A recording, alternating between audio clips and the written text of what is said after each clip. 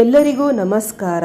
ಇಂದಿನ ಸಂಚಿಕೆಯಲ್ಲಿ ಹಣವೇ ಹಣ, ಗುರುವಿನ ಕೃಪೆಯಿಂದ ಈ 4 ರಾಶಿಗೆ ಜೂನ್ 6ರಿಂದ ಸುಖ ಸಮೃದ್ಧಿ ಸಂಪತ್ತು ನೆಲೆಸುತ್ತದೆ. ಜೂನ್ 6ರಂದು ಗುರು ಉದಯಿಸುತ್ತಾನೆ. ಗುರುಗ್ರಹದ ಉದಯವು ಕೆಲವು ರಾಶಿಚಕ್ರ ಚಿಹ್ನೆಗಳ ವ್ಯಕ್ತಿಗಳಿಗೆ ಮಂಗಳಕರವಾಗಿದೆ.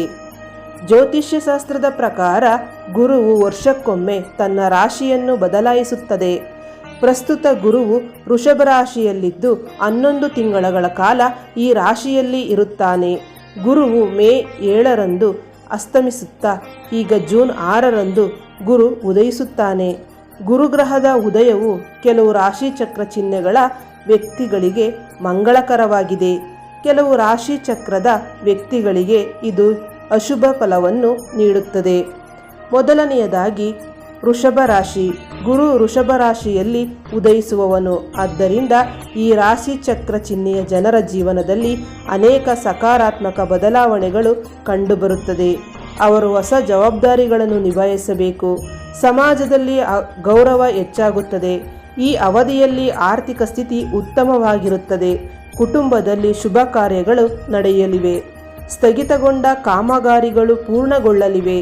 ವಿದೇಶಕ್ಕೆ ಹೋಗುವ ಯೋಗಗಳಿವೆ. ಮಾನಸಿಕ ಒತ್ತಡದಿಂದ ಮುಕ್ತಿಯನ್ನು ಪಡೆಯುವಿರಿ. ದಾಂಪತ್ಯ ಜೀವನದಲ್ಲಿ ಸುಖಮಯವಾಗಿರುತ್ತದೆ. ಇನ್ನು 2ನೆಯ ರಾಶಿ ಕಟಕ ರಾಶಿ.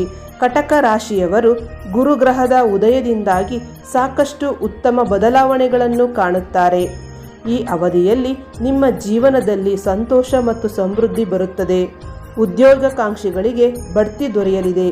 ಹೂಡಿಕೆ ಲಾಭದಾಯಕವಾಗಿದೆ. ಸ್ಪರ್ಧಾತ್ಮಕ ಪರೀಕ್ಷೆಗಳಿಗೆ ತಯಾರಿ ನಡೆಸುತ್ತಿರುವವರು ಯಶಸ್ಸಿನ ಸಿಹಿ ಫಲವನ್ನು ಪಡೆಯುತ್ತಾರೆ. ಒಬ್ಬಂಟಿಯಾಗಿರುವವರು ಮದುವೆ ಪ್ರಸ್ತಾಪಗಳು ಬರುತ್ತದೆ. ಹೊಸ ಆದಾಯದ ಮೂಲಗಳು ಸೃಷ್ಟಿಯಾಗುತ್ತದೆ. ಇನ್ನು ಸಿಂಹರಾಶಿ. ಸಿಂಹರಾಶಿಯಲ್ಲಿ ಹುಟ್ಟಿರುವವರಿಗೆ ಗುರುವಿನ ಉದಯವು ತುಂಬ ವಿಶೇಷವಾಗಿರುತ್ತದೆ. ಈ ಅವಧಿಯಲ್ಲಿ ನೀವು ಬಡ್ತಿ ಪಡೆಯುವ ಸಾಧ್ಯತೆ ಇದೆ. ಉದ್ಯೋಗದ ನಿರೀಕ್ಷೆಯಲ್ಲಿರುವವರಿಗೆ ಉದ್ಯೋಗ ದೊರೆಯಲಿದೆ. ದೂರ ಪ್ರಯಾಣಗಳು ನಡೆಯಲಿವೆ.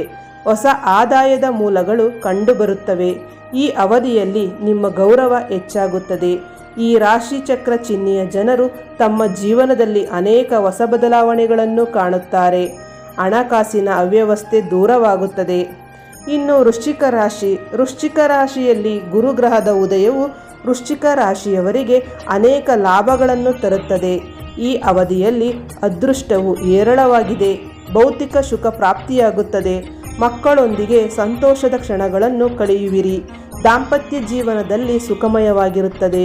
ಹಣಕಾಸಿನ ಪರಿಸ್ಥಿತಿ ಉತ್ತಮಗೊಳ್ಳುತ್ತದೆ. ಇನ್ನು ಹೆಚ್ಚಿನ ಮಾಹಿತಿಗಾಗಿ ಡಿಸ್ಪ್ಲೇ ಮೇಲೆ ಬರುವ ನಮ್ಮ ಕೀರ್ತಿ ಪ್ರಸಾದ್ ಗುರೂಜಿ ಅವರಿಗೆ ಒಂದು ಕರೆ ಮಾಡಿ ಪರಿಹಾರವನ್ನು ಕಂಡುಕೊಳ್ಳಿ. ಧನ್ಯವಾದಗಳು.